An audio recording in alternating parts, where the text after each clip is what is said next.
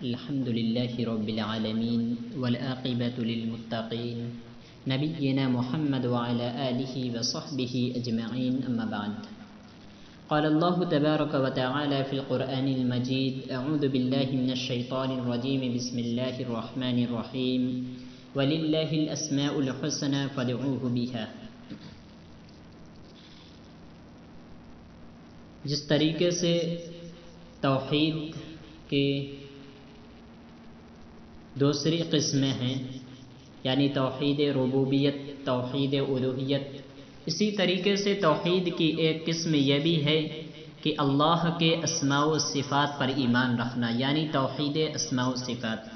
اللہ تبارک و تعالیٰ کے بہت سے نام ہیں، اللہ تبارک و تعالیٰ کی بہت سی صفاتی نام ہیں، تو اسی طریقے سے اس پر ایمان اور اعتقاد رکھنا جس طریقے سے توحید ربوبیت اور توحید الوہیت پر ایمان رکھا جاتا ہے. توحید کی یہ تیسری قسم ہے، اس کا مطلب یہ اعتقاد رکھنا کہ اللہ تعالی تمام صفات کمال سے متصف اور تمام صفات نقص سے پاک ہے، اور ان دونوں باتوں میں وہ یکتا تنہا ہے، اللہ کے سوا کوئی اور نہیں ہے. کائنات میں کوئی ایسی ہستی، کوئی ایسی ذات نہیں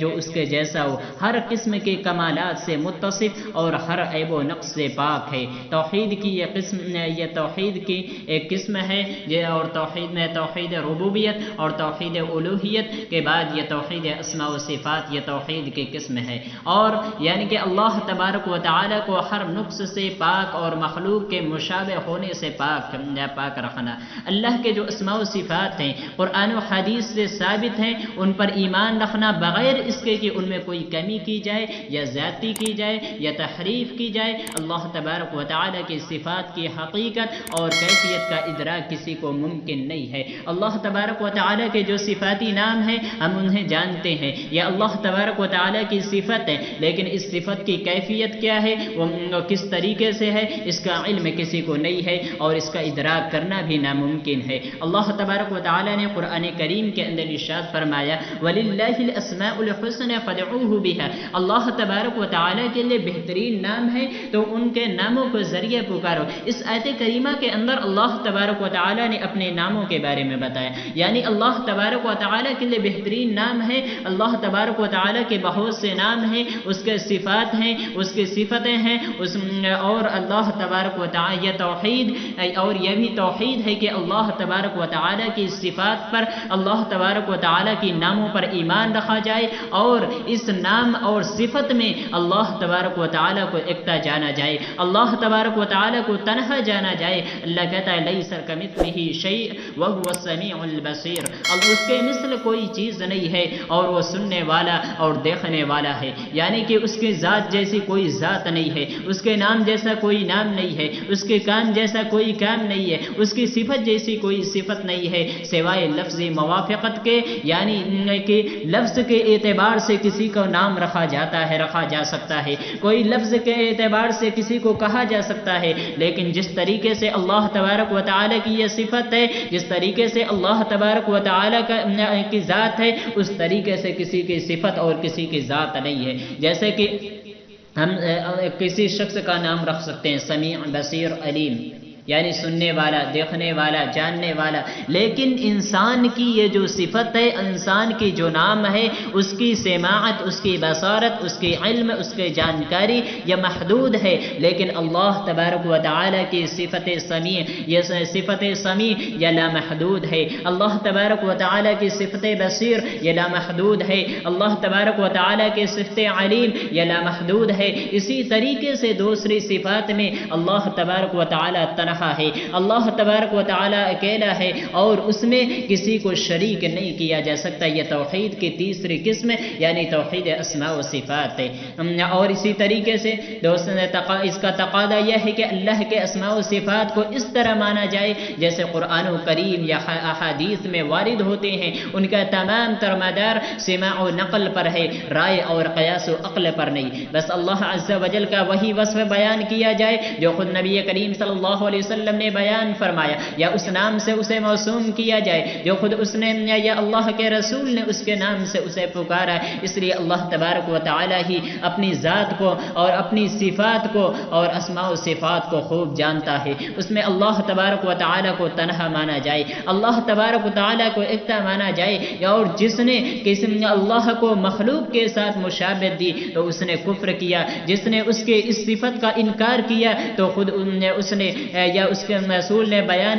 اس نے انکار کیا، جو خود اللہ نے یا اس کے رسول نے بیان کیا اس نے پھر بھی کفر کیا۔ اور اللہ نے یہ جو اوصاف ہیں جو خود اس نے بیان کیا یا اس کے رسول نے اس نے بیان کیا ان میں تشبیہ اور تمثیل نہیں ہے، اور اس کو اسی طریقے سے مانا جائے جس طریقے سے ماننے کا حق ہے، جس طریقے سے اللہ تبارک و تعالی کی صفت ہے اس طریقے سے مانا جائے، یعنی اس کے بارے میں اس کی کیفیت اس کی صفت کے بارے میں ہم جانتے ہیں جو اللہ تبارک و تعالی نے بتایا ہے، جو نبی نے بتایا ہے، لیکن ہم ان کی کیفیت کے بارے میں نہیں جانتے۔ جیسے کہ اللہ تبارک و تعالی کے استواء علی العرش کا ذکر ہے، یعنی اللہ تبارک و تعالی عرش پر مستوی ہے، لیکن کس طریقے سے مستوی ہے، اس کی کیفیت کیا ہے، وہ کس حال میں ہے، اس کا علم ہم نہیں جانتے۔ ہمیں معلوم ہے اللہ تبارک و تعالی کی صفت کہ وہ اللہ تبارک و تعالی عرش پر مستوی ہے، لیکن اس کی کیفیت کیا ہے، کس حال میں ہے، کس طریقے سے ہے، اس کا علم نہیں ہے۔ اور یہ توحید کی ایک قسم ہے، توحید اسماء و صفات پر ایمان رکھنا، یعنی اللہ تبارک و تعالی کی جو صفات ہیں اس پر ایمان رکھا جائے، اس کے اور جس طریقے سے رکھنے کا حق ہے اس طریقے سے رکھا جائے۔ اسی طریقے سے اللہ تبارک و تعالی آسمان دنیا پر آتا ہے جو کہ احادیث سے ثابت ہے، لیکن اس کی کیفیت کیا ہوتی ہے، وہ کس طریقے سے آتا ہے، وہ اپنی ذات کے اعتبار سے آتا ہے یا صفات کے اعتبار سے آتا ہے، اس کی کیفیت کیا ہوتی ہے، وہ کس حال میں ہوتا ہے، وہ کس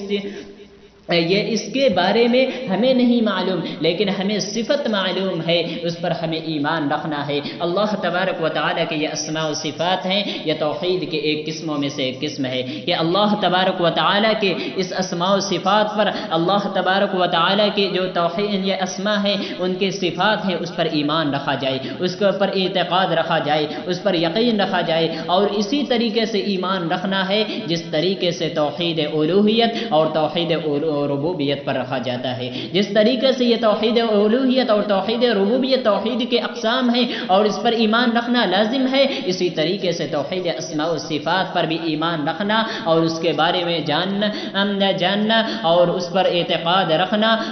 اور اس کے صفات کے بارے میں معلومات رکھنا یہ بھی ضروری ہے، اور اس پر جب تک ایمان نہیں ہوگا، یہ توحید کے تینوں قسموں پر ایمان نہیں ہوگا، تب تک ایک انسان موحد نہیں ہوگا، تب تک انسان کی توحید مکمل نہیں ہوگی، تب تک ایک انسان موحد نہیں ہوگا۔ اس لیے ضرورت اس بات کی ہے کہ جس طریقے سے ہم توحید الوہیت اور توحید ربوبیت کو مانتے ہیں اسی طریقے سے توحید اسماء و صفات کو بھی مانا جائے، یعنی اللہ تبارک و تعالیٰ کے جو صفت ہے ان صفت سے کوئی اور متصف نہیں ہے۔ کسی شخص کا نام رکھا جا سکتا ہے کہ کوئی ایسی بہت سی صفات ہیں جس صفات کو کسی اور کے نام اس